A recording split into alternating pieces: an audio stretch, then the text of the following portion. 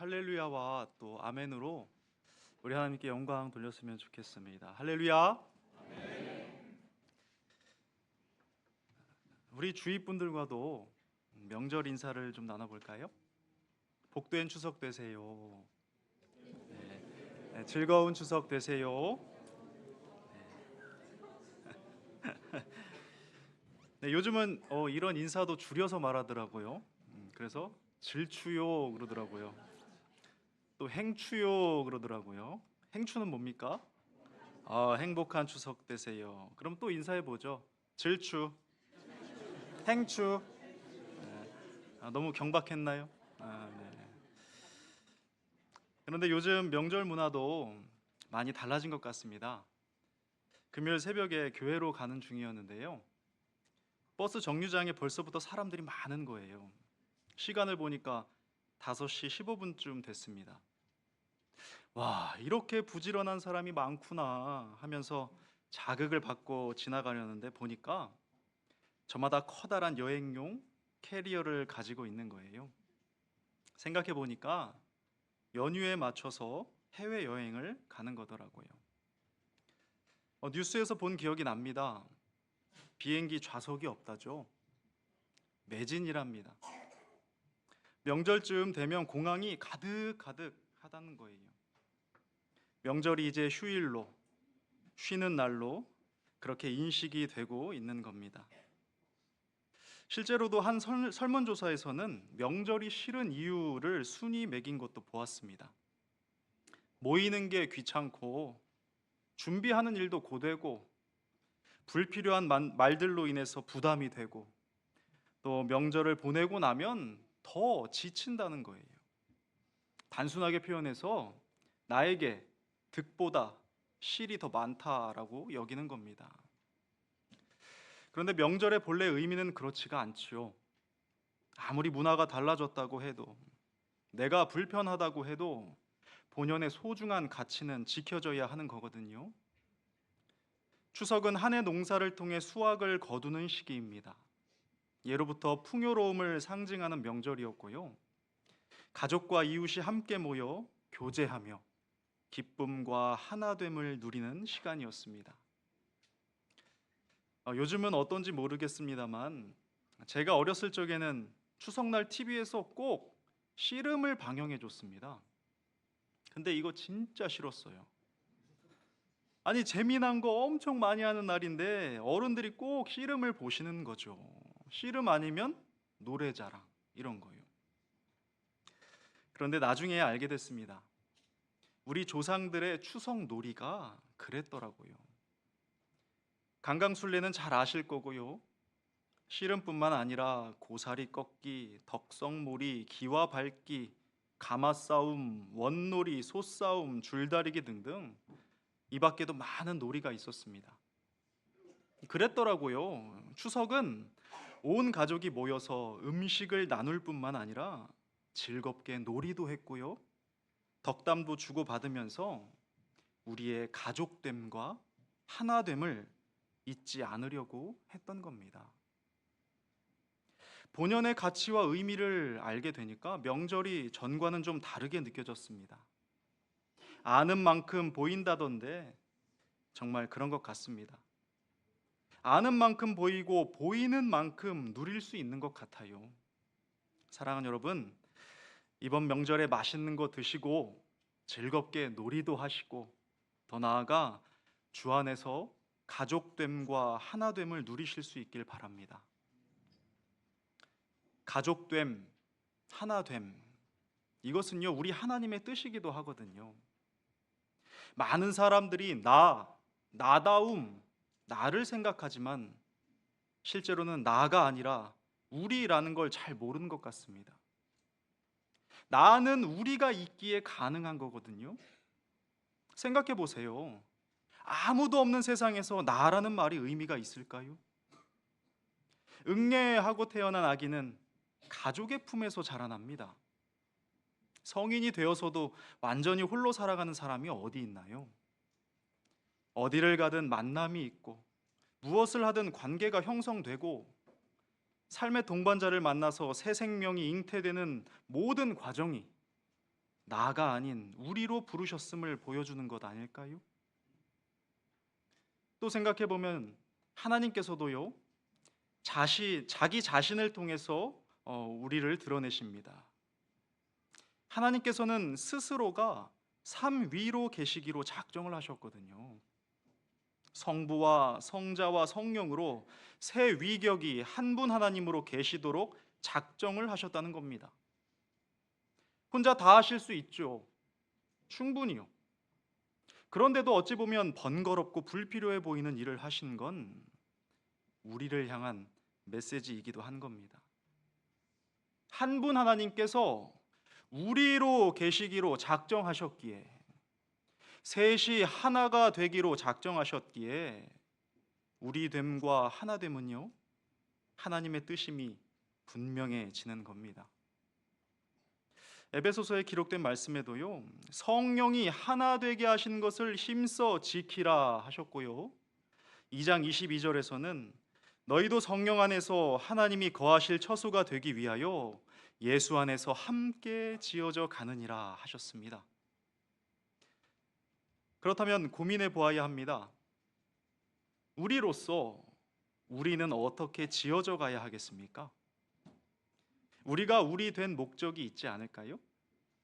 세상에 존재하는 모든 것에는 고유의 목적이 있습니다. 아무리 둘러봐도 목적 없이 존재하는 것은 단 하나도 없다는 말입니다. 심지어 생명이 없는 것조차 만들어진 목적이 분명하고 그 일을 위해서 사용되죠. 하물며 우리이겠습니까? 그래서 오늘 본문은 말씀하시길, 하나님을 잊어버린 너희여 이제 이를 생각하라 하십니다. 우리가 함께 지어져 가야 할 방향, 모습, 존재의 목적인 겁니다. 하나님을 생각하는 것. 우리가 하나님을 생각해야 한답니다. 왜요? 잊어버렸기 때문이죠. 아니 이게 무슨 소리야? 아니 지금도 남녀노소 다 모여서 예배당에 앉아 있는데 하나님을 잊어버렸다니. 하나님을 잊었다? 어떠세요? 동의가 되세요? 다른 사람은 몰라도 나는 절대 아닌가요? 자, 이 생각한다라는 건요, 아주 많은 의미를 담고 있는 말입니다. 한번 떠올려 보세요. 누군가를 자주 생각한다는 건 무슨 뜻인가요? 관심이 있다는 말이죠. 여러분 연애할 때 한 번쯤 경험이 있으실 텐데요. 갑자기 전화를 걸어서는 뭐라고 합니까? 생각나서 전화했어. 그때 생각이 안 났어야 되는데 생각이 났어요. 네, 뭐가 됐든 생각이 난다는 건 그만큼 좋아한다는 거예요. 그렇잖아요. 그리고 많이 생각나는 대상과 가까워지게 되어 있는 겁니다. 결국 뭐예요? 이 생각의 양과 애정의 양은 비례한다는 겁니다. 자, 반대로 생각하지 않는다는 건 무슨 뜻인가요? 멀어진다는 거예요. 중요하지 않다는 거겠죠? 기본적으로 우선순위에서 많이 밀려나 있는 거예요. 그렇지 않겠습니까?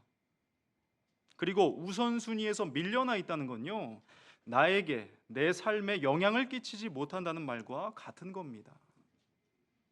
그런데 오늘 성경은 말씀하기를 우리더러 하나님을 잊었다고 합니다.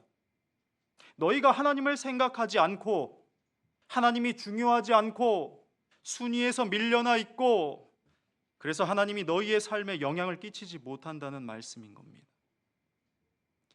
그런데 이건 둘째치고요, 더 큰 문제가 있어요. 이런 내가 아무렇지 않다는 겁니다. 한 주간 우리 주님을 생각하지 않고 사는 게 이상하게 느껴지지 않아요. 기도가 대화라는 걸 잘 알면서도 하루 동안 밥 먹을 때 빼고는 우리 주님과 단 30분도 대화 못하는 내가 슬프게 느껴지지를 않는 거예요. 성경이 하나님의 사람으로 온전하게 한다는 걸 잘 알면서도 주신 말씀을 소중하게 여기지 않는 내가 괴롭지 않은 거예요. 우리 주님을 일주일에 딱 한 번, 그것도 겨우겨우 혹은 해치우든 예배하는 나를 보면서도 뭔가 잘못됐다고 생각하지를 못한다는 겁니다. 분명히 정상이 아니거든요. 기독인으로서, 주를 믿는 자로서, 신앙을 가진 자로서 말입니다. 그런데 이에 대한 슬픔도 애통도 간절함도 없는 겁니다. 우리 주님은 예나 지금이나 멸시와 천대를 받고 계시는 게 분명한 겁니다. 그런데 오늘 이런 우리에게 다시 말씀하고 계십니다. 너희여 이제 이를 생각하라 하십니다. 오늘은 온 세대 연합 예배로 드리기 때문에 자녀들과 함께 온 분들이 많으신 것 같습니다. 제가 얼마 전에 유아 유치부에서 설교를 한번 한 적이 있었거든요. 근데 그날 심장 저격을 너무 많이 당했습니다. 그 꼬물꼬물 작은 손을 번쩍번쩍 들고요, 대답도 어찌나 잘하는지 목사님이 어줍잖게 연기를 막 해도 푹 빠져서 보고요. 아, 정말 이렇다고 하면 이런 줄 알고 저렇다고 하면 저런 줄 알더라고요. 정말 너무 감동을 받고 왔죠. 왜 어린아이 같아야 하는지 체험 삶의 현장을 찍고 왔습니다. 우리 자녀들 참 귀하죠? 얼마나 사랑스럽습니까? 생명 걸고 낳으셨잖아요.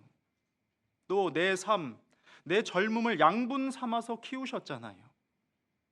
내가 겪은 안 좋은 걸 너는 안 겪었으면 좋겠고 할 수 있는 한 좋은 것을 주고 싶고 말이에요. 그런데요, 정말 그러시다면 오늘 말씀을 따라 자녀들로 하여금 하나님을 생각하게 하십시오. 부탁드립니다. 이것이 자녀 양육과 자녀 교육의 가장 큰 핵심입니다.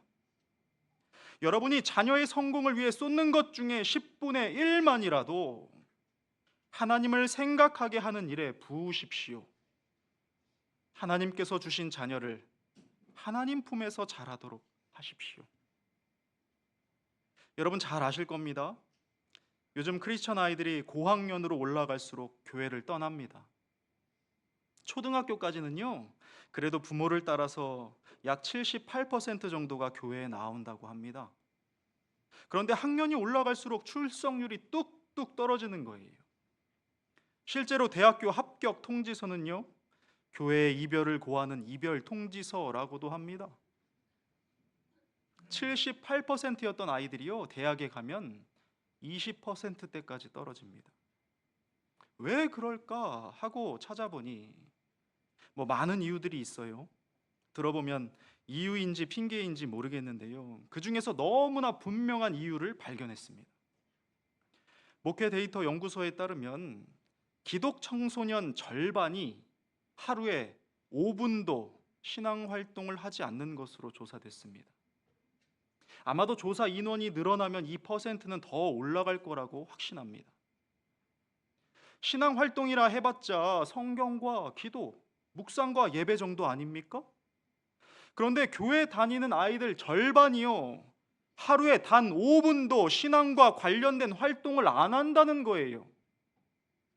굉장히 충격적이었고요. 결과를 직접 보고 나니까 애들이 안 떠나는 게 이상한 거더라고요. 하나님을 섬기는 부모 여러분, 기독 신앙을 가진 부모 여러분, 자녀들에게 뭘 주고 계십니까? 자녀들에게 뭐가 가장 중요하다 말하고 계십니까? 너는 무엇을 위해 태어났으며 무엇을 위해 살으라고 말해 주십니까? 제가 아이 둘을 키우며 고백하게 되는 건 아이들은 잘못이 없다는 겁니다. 이것이 참 두렵기도 해요. 사랑하는 여러분, 많이 생각하는 대상과는 가까워집니다. 그리고 가까워지면 닮게 되죠. 그래요, 하나님을 많이 생각하면 하나님과 가까워지고요, 가까워지면 그분의 향기가 묻습니다. 반대로 하나님을 생각하지 않으면 하나님과는 멀어지고 하나님 아닌 대상과 가까워지는 겁니다. 너무나 분명한 사실이에요. 그리고 그거 아세요? 하나님과 가까운 사람은요, 감사하는 인생을 살게 됩니다. 그래서 이어진 본문 23절이 이렇게 말씀하고 있습니다. 감사로 제사를 드리는 자가 나를 영화롭게 하나니 그의 행위를 옳게 하는 자에게 내가 하나님의 구원을 보이리라. 여러분, 감사는 언제 하게 됩니까? 제 둘째 아이가 그저께 이런 말을 하더라고요. 아빠, 명절이니까 가족끼리 어디 놀러 가요. 그래서 제가 말했습니다. 작은 아빠 오실 텐데. 그랬더니 씩 웃으면서 어디 가자는 말이 쏙 들어갑니다. 왜 그럴까요? 부모에게서는 받지 못할 거액의 현금 때문입니다.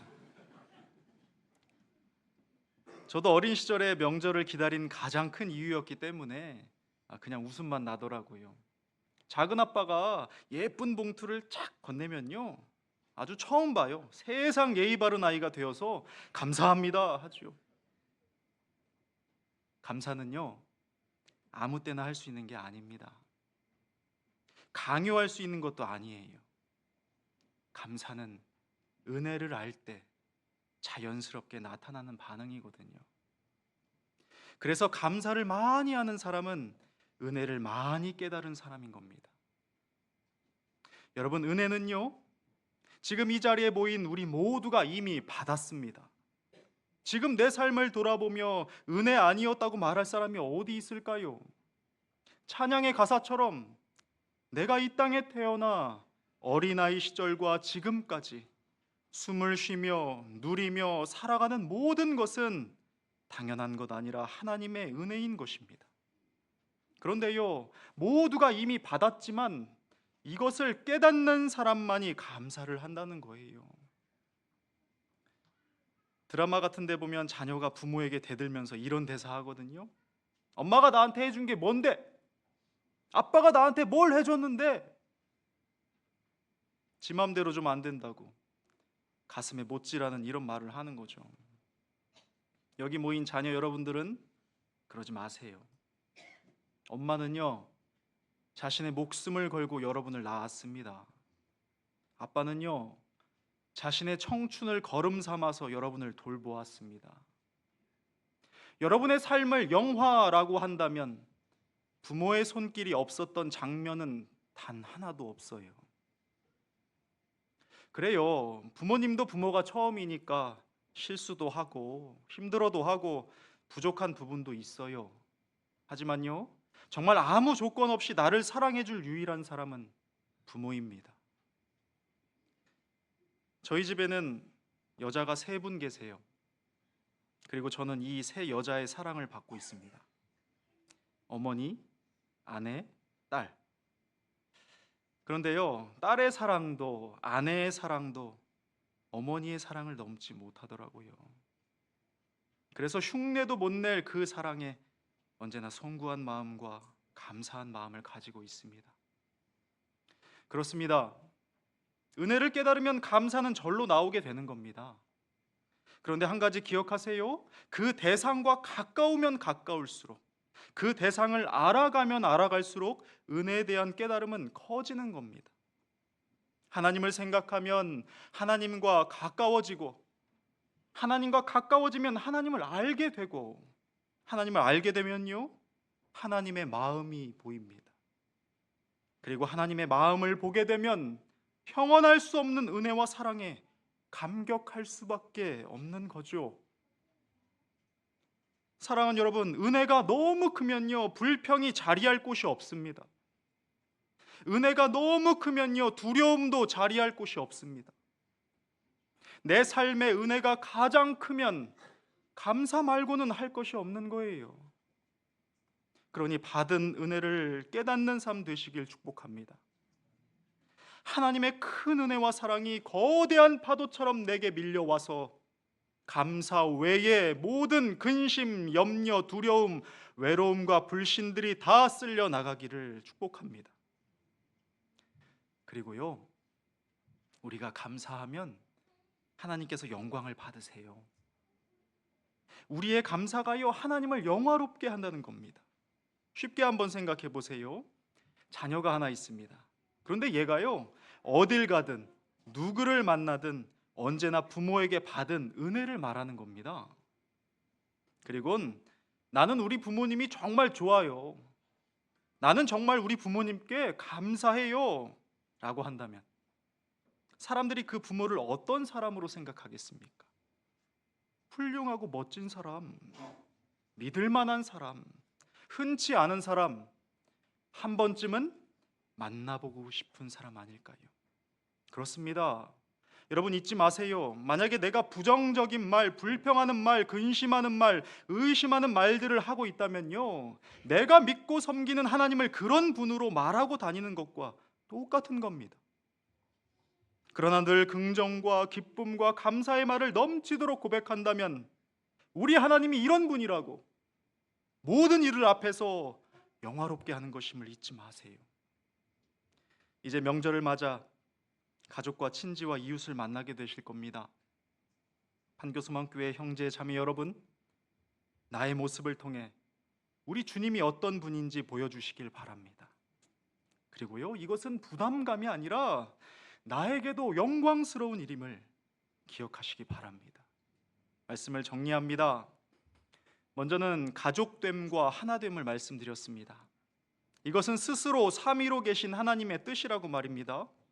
우리 또한 서로를 형제요 자매라 부르도록 말씀하신 것은 이것이 하나님의 마음이기 때문임을 함께 나누었지요. 그러니 성령께서 하나 되게 하신 것을 힘써 지켜야 한다고 우리는 혼자가 아니라 함께 지어져 가는 존재임을 분명하게 살펴보았습니다. 또한 우리는 오늘 본문 말씀을 통해서 하나님을 생각하는 삶으로 나아가라 하신 음성을 들었어요.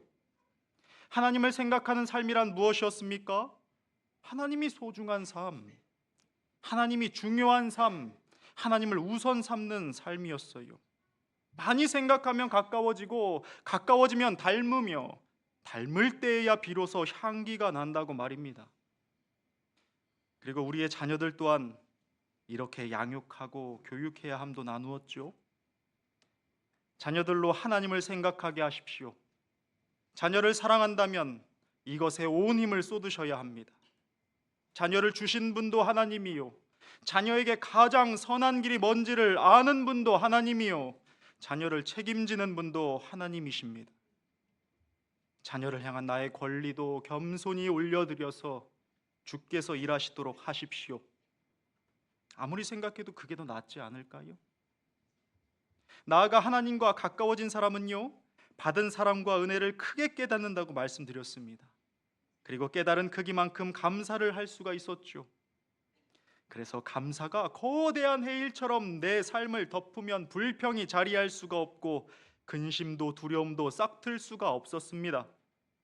마지막으로 우리의 감사로 하나님께서 영광을 받으신다 나누었습니다.